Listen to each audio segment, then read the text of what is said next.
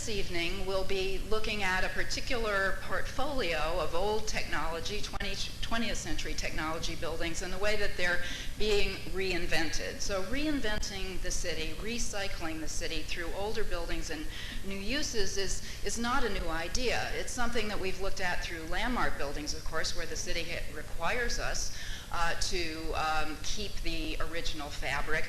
But the city has also set forth a very bold and visionary plan for the future of the city, the 2030 plan, and the administration's pronouncements in many areas about sustainability. And in terms of buildings, they make the observation, after long study and some, I guess, calculations, that in the year 2030, so some 20 years or a generation from now, 85% of the buildings that exist in New York now will still exist. There will only be a small supply of new buildings added, whether it's onto new property or whether it's torn down in Manhattan, in central Manhattan, or wherever.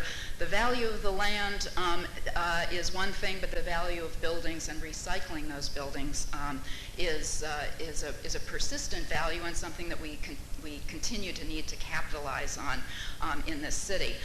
It's also an aspect of sustainability, and really the overarching idea of the programs that we put together and we will continue to explore in the coming year and next year's series about Re-New York is really about sustainability and the future of the city.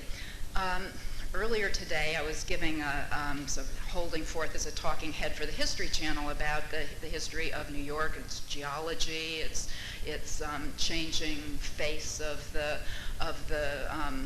city and the skyline. And the sort of last question I was asked is, what do you see New York looking like 100 years from now?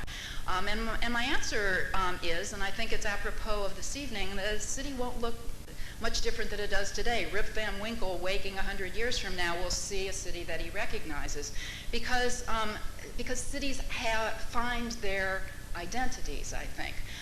They also are culturally constructed, so that the zoning laws that existed in 1916 and 1961 are extremely restrictive.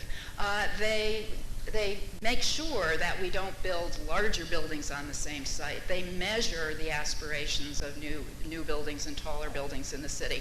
And this cultural construction that's made of an overlay of law and of public opinion is extremely strong at this moment, I think. And that's why these buildings, the Verizon portfolio that we're looking at, because it makes such a neat case study of one kind of building finding a new kind of use, really is sort of the best demonstration about how the future of our city will happen inside of some of the shells. It will burst forth in new facades. But I think New York, and you may disagree, and maybe it's one of the things we'll talk about when we have time at the end of the sessions, but I think the essential identity, like London or like Paris, in New York is now fixed. And if it's true that we will continue to grow and that we must remain sustainable, then we have to live with the buildings that we have now and find ways to make them energy efficient at the same time that we reinvent them for the uses of the 21st century. And we have as two case studies tonight, so two particularly interesting projects.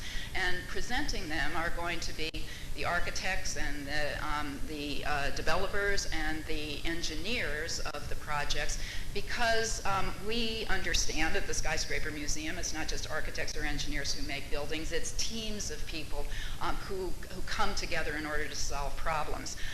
And the problem of sustainability is a particularly difficult problem, or equation, and solution.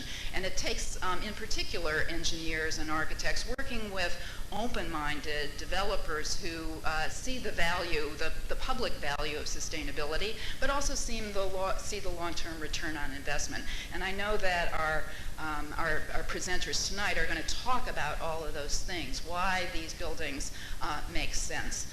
They'll talk a little too, I think, about their history, and if Ian were up here and pushing the button, we'd be seeing a little bit of the history of New York in telephone buildings, just as an example.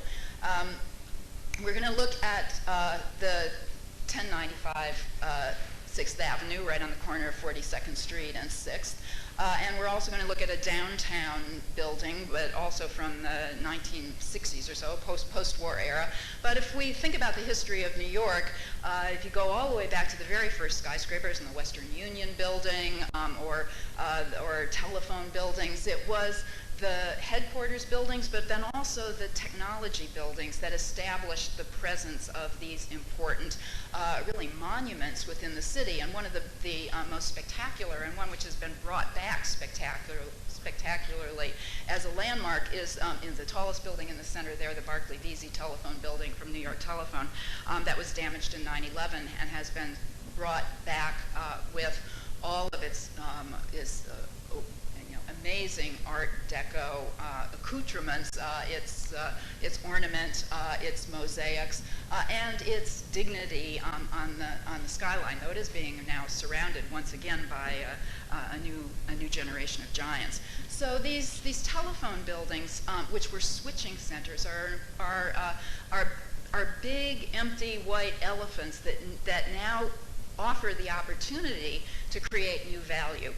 So that's why in the presentations that we have tonight, the developers will also be talking as part of the team. But I think our first team to come up the 375 Pearl Street is going to be Rick Cook and Douglas Winchell. Rick, you're going to start? Doug, oh, so good. There we go. The developer will start. Doug Winchell is an executive vice president at Taconic Investment Partners. Where he oversees development, leasing, and asset management activities for the firm's commercial portfolio.